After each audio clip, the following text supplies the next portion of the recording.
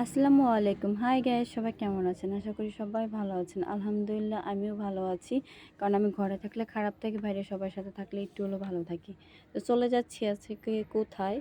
অবশ্যই ভিডিওটা পুরাটা লাস্ট পর্যন্ত দেখে যাবেন, তাহলে বুঝতে পারবেন। আজকে চলে যাচ্ছি সবার সাথে মিলে হচ্ছে আমাদের বন্দরে হচ্ছে একটা পার্লার ম্যাডামের বাসায় নিচতলায়।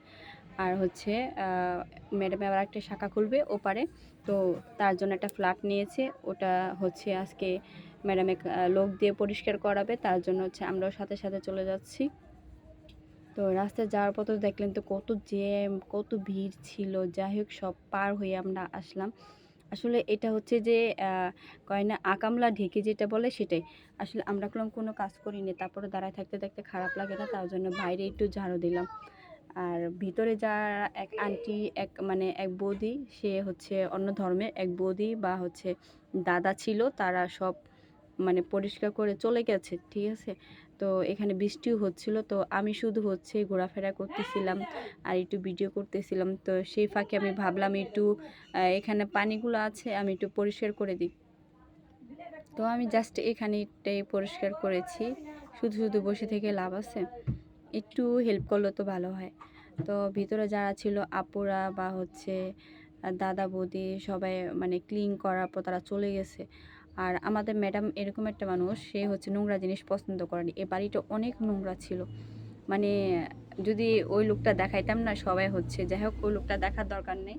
এখন ম্যাডামের ধাপ এক, হচ্ছে পুরাটা বাড়ি হারপিক দিয়ে জানলাগুলা সব ওয়াশ করেছে। তো যাই হোক, এগুলো করতে করতে আমাদের রাত প্রায় এখন 7টা বেজে গেছে। তো সব ফুটেজ তো আর নিতে পারিনি, টুকটাক কিছু দেওয়ার চেষ্টা করেছি। তো অনেকেই চলে গেছে, তো এখন ডেকোরেশনের কাজ চলবে, আরও ধোয়া পাগলা চলবে। তো আরও লোকানে পরিষ্কার করাবে, কারণ নোংরা জিনিস ম্যাডামে পছন্দ করে না। তার জন্য বাড়ি এরিয়া টেরিয়া যা আছে সব কিছু পরিষ্কার করানো হয়েছে আর পরিষ্কার করাইছে, জানলা থেকে দূরে সব কিছু। আর এবারই নকশাটা, বাড়িটা পুরানো হলে কী হবে, নকশা জানলার দরজা দেখে অনেক আগের, কিন্তু অনেক সুন্দর। এখন বর্তমানে কেউ কিছু করে না এরকম নকশা। এখন বর্তমানে থাই দিয়ে দিয়ে আর ব্লিং তুলে ফেলে।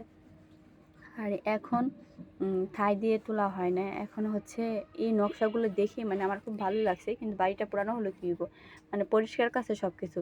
তো ইনশাল্লাহ সবাই ভিডিওগুলো দেখে বলে যাবেন কেমন হয়েছে। আর হচ্ছে পাশে থাকতে থাকেন, ফাইনাল লুকটা অবশ্যই দেখাবো। এখানে পার্লার হবে, তো এখন একটু দেখে যান। আর আমি যখন করতেছিলাম, আপুরা হচ্ছে পিছনে থেকে হাই হ্যালো করতেছিল সবাইকে।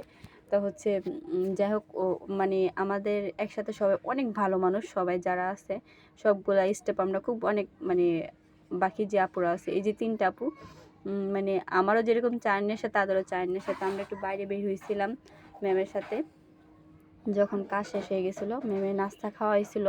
তারপর হচ্ছে যে একটু চায়ের নেশা, আমাকে এগুলাম ডক্টরে একেবারে চা খেতে না করছিল, কিন্তু যার যেটা নেশা সে তো সেটা খাবি, তাই না। তো আমার চায়ের নেশা ধরছিল। আপুরা বলতেছিল পাশে একটা দোকান পেয়েছি, ওই এরিয়াটা আমাদের জন্য নতুন একেবারে। তো ওই দোকান থেকে 3জনে হচ্ছে ওয়ান টাইম গ্লাসে চা নিয়ে খাচ্ছিলাম, মজা করছিলাম। তো সব কাজ সেরে যখন রাতের প্রায় 10টা বেজে গেছে, তখন বাজারে আসার পথে হচ্ছে আমার বোন ফোন দিল, বললো বাগারে বাজার নেই। তো আমার ওপারে কিছু পাই নাকি না পাই, এখান থেকে কিছু বাজার করার জন্য গেলাম। আর মাছ তো দেখলেনি বাবা, মাছের ফুটেজ নিতে পারিনি। রাত বাজে প্রায় 10টা, এখনও তাজা তাজা মাছগুলো লাফাইতেছিল। টাকা থাকলে নিয়ে যেতাম, কিন্তু